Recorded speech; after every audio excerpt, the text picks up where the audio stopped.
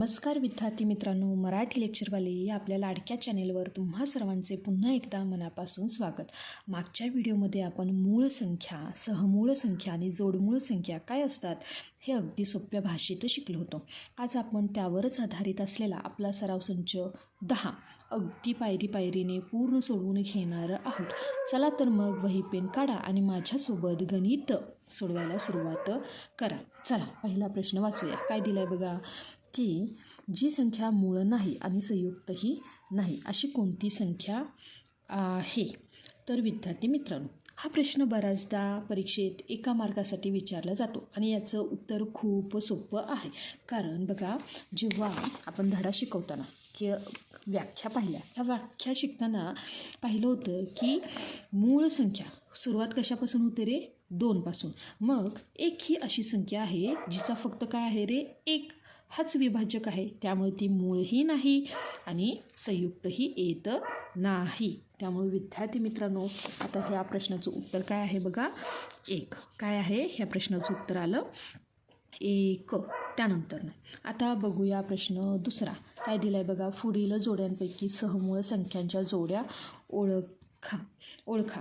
आता मुलांनो, सहमूळ संख्या म्हणजेच काय? धडा शिकवताना मी सांगितलं होतं की ज्या 2 संख्या आहे ह्या 2 संख्यांमध्ये काय आहे रे? हा अंक काय असतो रे? सामायिक विभाजक असतो. त्याला आपण काय म्हणायचे? सहमूळ संख्या म्हणायचे. चला आता ही जी काही 4 उदाहरणं आहेत, ह्या 4 उदाहरणामध्ये आपण विभाजक पहिल्यांदा काढूया आणि मग त्या संख्या सहमूळ आहेत का नाहीत हे पाहूया. लक्षात आलं का? आता बघा, पहिली जी काही संख्या आहे ती काय आहे बघा? 8. चला 8चे विभाजक म्हणजे 8 ही संख्या कुणाकुणाच्या पाड्यात येते? तर ती 1च्या पाड्यात येते. म्हणजे 8 1 8 म्हणजे इथे 8ही येणार आहे. लक्षात आलं का? त्यासोबतच काय येणार आहे? 2च्या म्हणजे 2 चौक 8. बघा विद्यार्थी मित्रांनो, 1 2 4 8 ह्या अंकांच्या पाड्यामध्ये काय येतो रे? 8 हा अंक येतो. त्यासोबतच 14 अंक कुणाकुणाच्या पाड्यामध्ये येतो? तर 14 अंक येतो बघा. 14 1 14 म्हणून 14 आणि 1. लक्षात आलं का? त्यासोबतच 2 7 14 किंवा 7 2 14 म्हणून 2 आणि 7. आता बघा, 8 आणि 14चे जे काही सामायिक विभाजक बघितलं तर इथेही 1 आहे, इथे पण 1 दिसतो, इथेही 2 आहे, इथेही 2 आहे. तर विद्यार्थी मित्रांनो, आता बघा, हा 1 सोडून इथे 2 सुद्धा काय आहे रे? सामायिक विभाजक आहे. म्हणजे यात 1 पेक्षा काय आहे रे? जास्त सामायिक विभाजक आहे. म्हणून विद्यार्थी मित्रांनो, 8 आणि 14 ही सहमूळ संख्यांची जोडी नाही. काय सांगितलं मी? ही सहमूळ संख्यांची जोडी नाही, कारण एकापेक्षा जास्त सामायिक अवयव आहेत.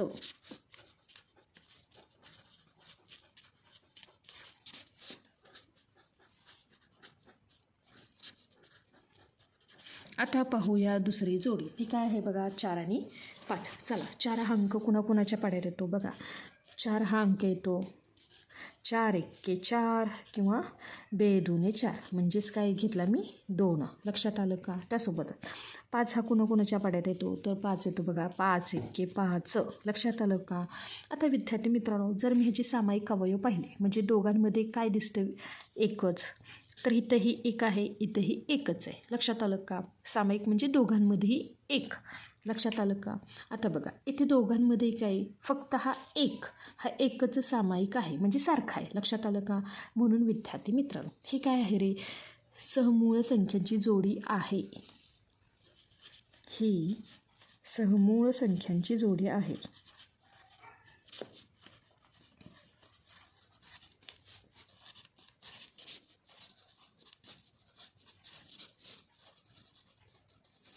त्यासोबतच विद्यार्थी मित्रांनो, आता पाहूया प्रश्न तिसरा म्हणजे तिसरी जोडी. चला आता 17 आणि 19. आता बघा, दोन्हीही संख्यात तुम्ही जर अगदी थोडंसं निरीक्षण केलं तर काय आहेत रे? ह्या आहेत मूळ संख्या आणि मूळ संख्यांचे विभाजक काय असतात रे? एक तर 1 हा अंक, त्यासोबतच तीच संख्या म्हणजे 17 आणि 19. तर बघा विद्यार्थी मित्रांनो, आता दोघांचंही निरीक्षण केलं तर आपल्याला काय दिसते रे? फक्त 1 हाच सामायिक विभाजक. म्हणून 17 आणि 19 ही सुद्धा काय आहे रे? सहमूळ संख्यांची जोडी आहे. काय आहे रे? सहमूळ संख्यांची जोडी आहे. आणि विद्यार्थी मित्रांनो, तुम्हाला जर असं 17 आणि 19 असा अंक दिला आहे आणि तुम्हाला विचारले जोडमूळ संख्या आहे का, तर हो आहे, कारण ह्यामध्ये काय आहे रे, 2चा फरकसुद्धा आहे. लक्षात आलं ना, मगाशी आपण पाहिलं होतं, पहिला जो काही व्हिडिओ होता धड्याचा, लक्षात आलं का. त्यासोबतच आता चौथी जोडी काय आहे बघा, 27 आणि 15. चला 27 अंक कुणाकुणाच्या पाड्यात येतो बघूया. 27 अंक येतो बघा, 27 एक्के 27. लक्षात आलं का. त्यानंतरनं काय येतो, 2च्या पाड्यात नाही येत. 3 9 27 म्हणजे 9 पण येणारे आणि 3 पण, 9 त्रिक 27 किंवा 3 9 27. त्यासोबतच 15 हा अंक कुणाकुणाच्या पाड्यात येतो.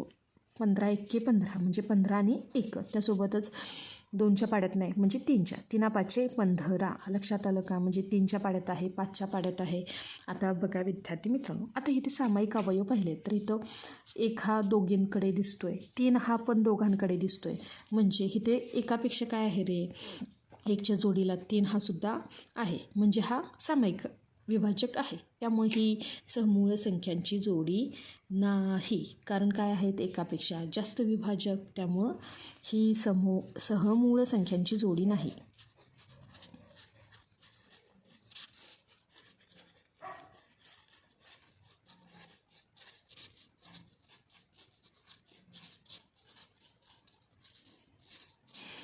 आता विद्यार्थी मित्रांनो, आता वळूया आपण पुढच्या प्रश्नाकडे. प्रश्न 3 बघा, 25 ते 100पर्यंतच्या सर्व मूळ संख्यांची यादी करा. त्या किती आहेत ते लिहा मुलांनो. आता बघा, 1 ते 100मध्ये 25 मूळ संख्या असतात. आपल्याला फक्त काय करायचं आहे, 25 ते 100मधल्या संख्या लिहायच्या आहेत. चला तर मग 25च्या पुढच्या अशा संख्या शोधू ज्या कुणाच्याच पाड्यात येत नाहीत. लक्षात आलं का. म्हणजे बघा विद्यार्थी मित्रांनो, 25 नंतरनं काय आहे रे, 26 कुणाकुणाच्या पाड्यात येतात, तर 26 एक्के 26, 13 2 26. लक्षात आलं का. त्यासोबतच 26 नंतरनं काय येतात रे, 27 कुणाच्या पाड्यात येतात, 9 त्रिक 27, त्यामुळे ती पण नाही.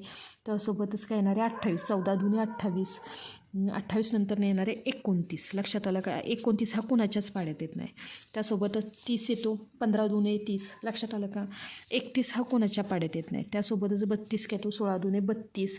33 हा अंक येतो, ते 11 त्रिक 33. लक्षात आलं का. त्यानंतरनं जर आपण पुढे पाहत गेलो तर बघा, 31 नंतरनं 37 हा कुणाच्याच पाड्यात येत नाही आहे. 41 43 47 53 59 61 67 71 73 79 83 89 आणि 97. हे अंक कुणाच्याच पाड्यात येत नाहीत. लक्षात आलं का. आणि मी हे 100पर्यंत, आपल्याला काय विचारलं, 100पर्यंत. आणि त्या किती आहेत तर बघा, हे 2 2 2 4, 2 त्रिक 6, 2 चौक 8, 2 पंचे 10, 2 सक 12, 2 साठी 14, 2 8 16. आणि त्या किती आहेत रे, तर त्या आहेत 16. लक्षात आलं का. म्हणजेच 25 ते 100पर्यंतचे एकूण 16 मूळ संख्या आहेत. 16 मूळ संख्या आहेत. लक्षात आलं का.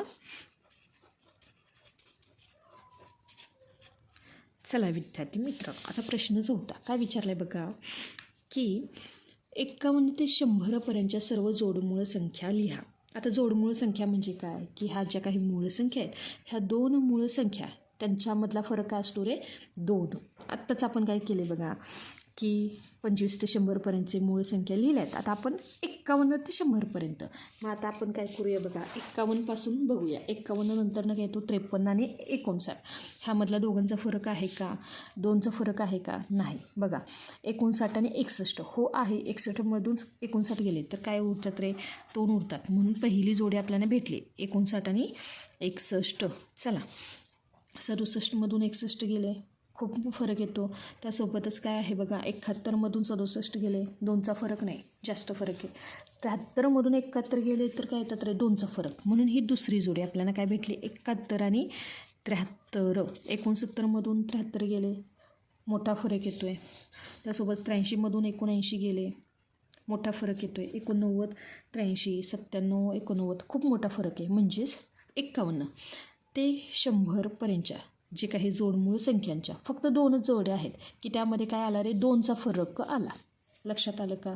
त्यासोबतच विद्यार्थी मित्रांनो आता बघा 1 ते 50 मधील सहमूळ संख्यांच्या 5 जोड्या लिहा. सहमूळ संख्या म्हणजेच काय की फक्त 1 हा अंक सामायिक विभाजक असतो. लक्षात आलं का? आणि त्यामध्ये मी उदाहरण घेतलं तर आपल्याला काय करायचं आहे 5 जोड्या लिहायचं आहे. तर मी घेतलं पहिलं उदाहरण 10 आणि 21 कारण ह्या दोघांमध्ये काय आहे रे एकच सामायिक आहे. त्यासोबतच दुसरा मी काय घेतलं बघा की 2 घेतलं. त्यासोबतच मी काय घेतलं रे 7. त्यासोबतच मी काय घेतलं बघा की एक संख्या घेतली मी 12. दुसरी घेतली मी 17. लक्षात आलं का? त्यासोबतच चौथी मी घेतली बघा 45. दुसरी घेतली मी 49 आणि जी काही 5वी जोडी घेतली मी 30 आणि 37. विद्यार्थी मित्रांनो आता तुम्ही म्हणाल की ह्या जोड्या मी दुसऱ्या लिहू शकतो का?